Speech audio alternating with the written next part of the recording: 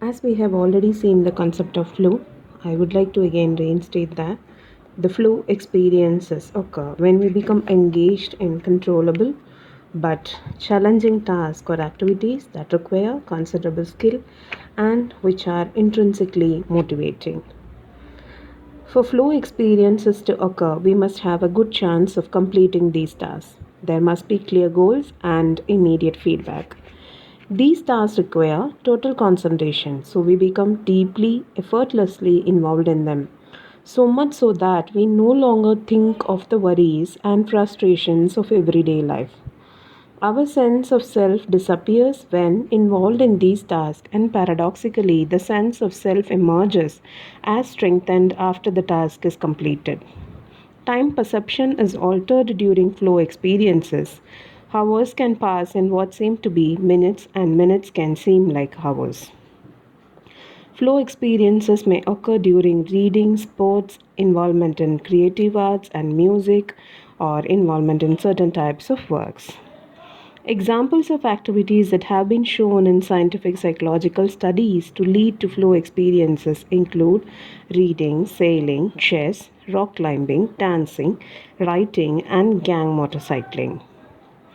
The defining characteristics of activities that lead to flow experiences is that they become an end in themselves. While the task may initially be done for other reasons, ultimately they are done because they are intrinsically rewarding. Writers often say that they write not for financial or occupational advancement, but because it is so enjoyable. Sailors may spend a lot of money and time getting their boats into good condition, not because they want to win sailing competitions or maintain contact with other sailors, but because for them nothing compares with the flow experience of being out sailing. Activities that lead to flow experiences are said to be autotelic.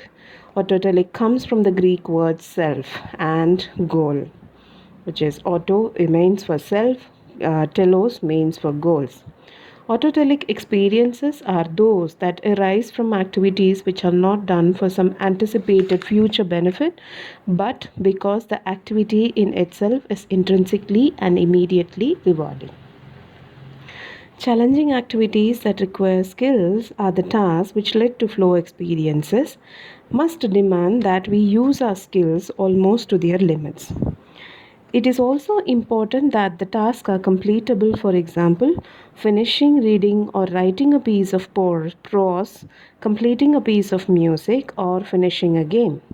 In flow experiences, the ratio of the challenge entailed by an activity and the skill required for the activity is close to 1 is to 1. And we are operating at an average level of challenge and skill. The low skill or low challenge domain is associated with apathy.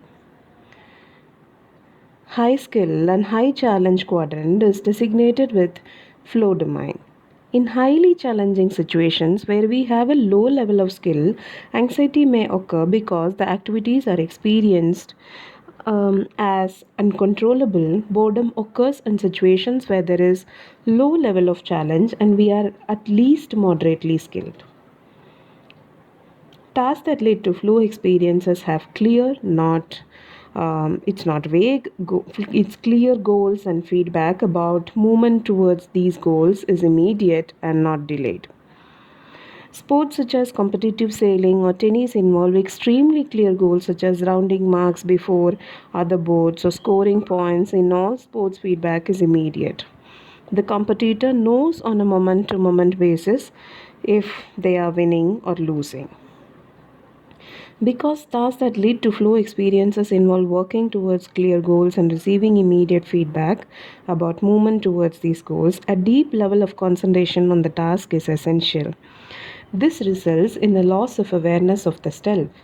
We stop being aware of ourselves as separate from the task in which we are involved. The dancer becomes the dance, the singer becomes the song, the sailor becomes one with the boat. Lapses in concentration or diversion into self criticism can erase the flow experience and the quality of skilled task performance. So, During flow experiences, we do not ask ourselves, should we be doing this or is some other alternative better, because to do so would disrupt the flow experiences. One outcome of this temporary loss of self awareness is that after flow experiences, our sense of self is strengthened. When we are involved in flow experiences, our perception of time is distorted. If we are truly, fully engrossed in reading a book for hours, may fly in by what means like minutes. The experience of elapsed time in such instances is condensed. In other flow experiences, the experience of elapsed time is extended. For example, executing rapid skilled maneuvers in competitive sailing in windy conditions may take no more than seconds, but during flow experiences, these maneuvers seem to occur almost in slow motion. Certain cultures and types of families are conducive to flow experiences. Some cultures afford more opportunities for flow experiences.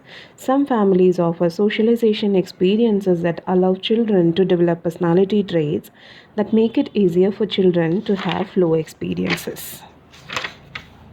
All cultures evolve goals which citizens aspire, and social norms, roles, rules, and rituals which specify the ways in which these goals may legitimately be achieved.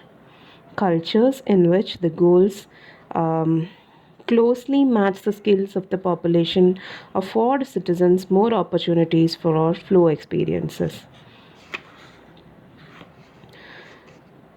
This proposition is supported by scientific surveys which show that greater life satisfaction is reported by citizens of nations in which there are more stable governments and in which people are more affluent and better educated.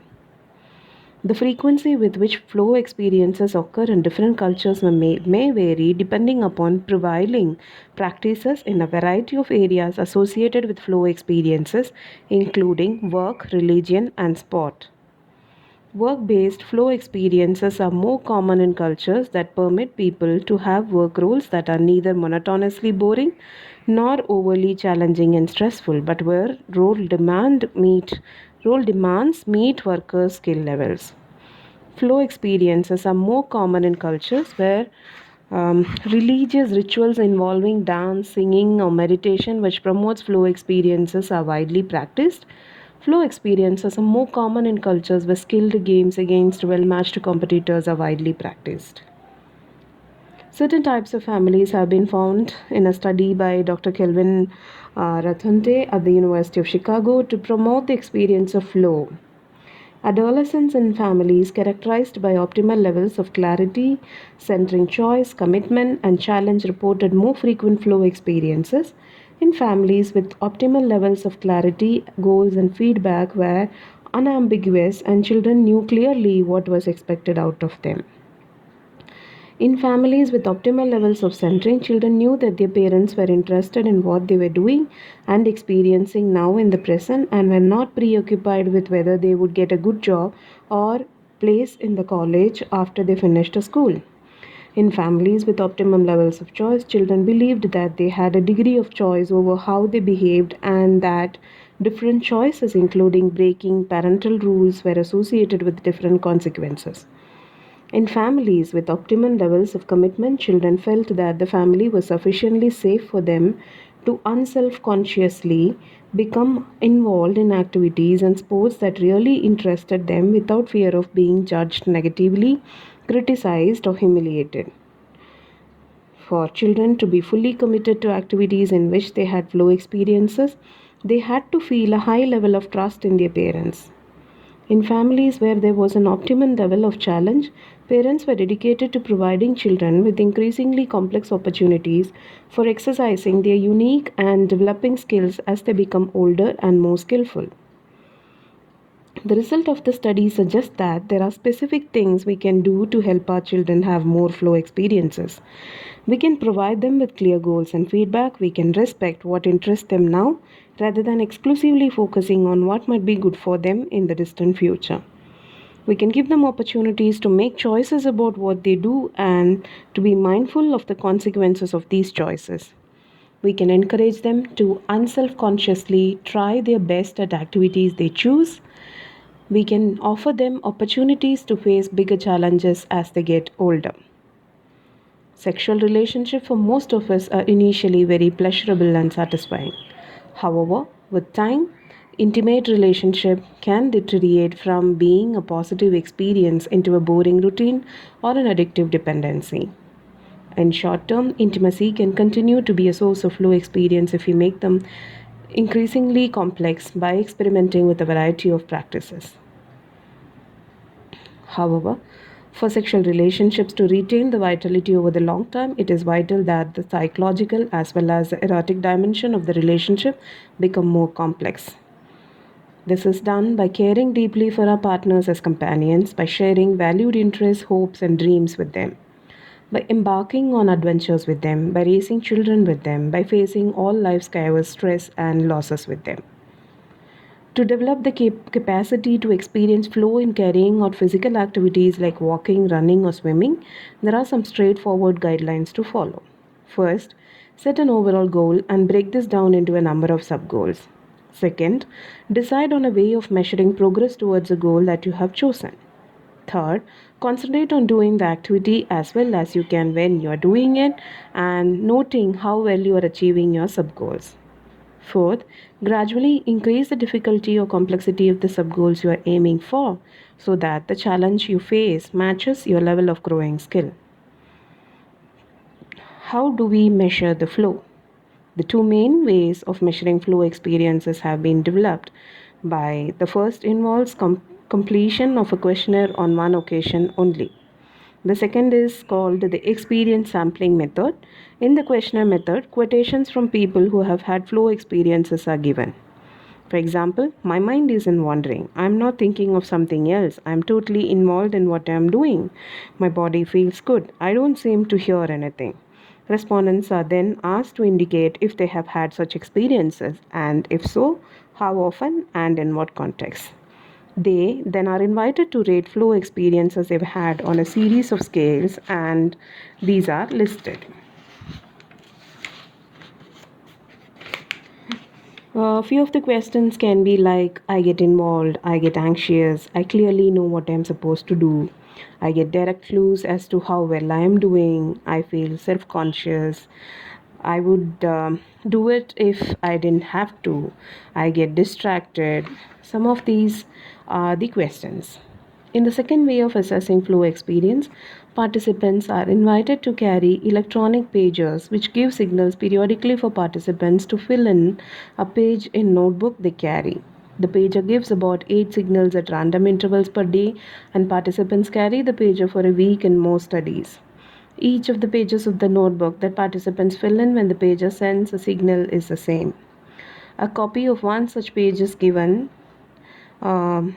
where they write about where were you, what were you doing, why were you doing this, how self-conscious were you, did you feel good about yourself, were you in control of the situation, are you happy, describe your mood as you were beeped, like whether you were alert or happy.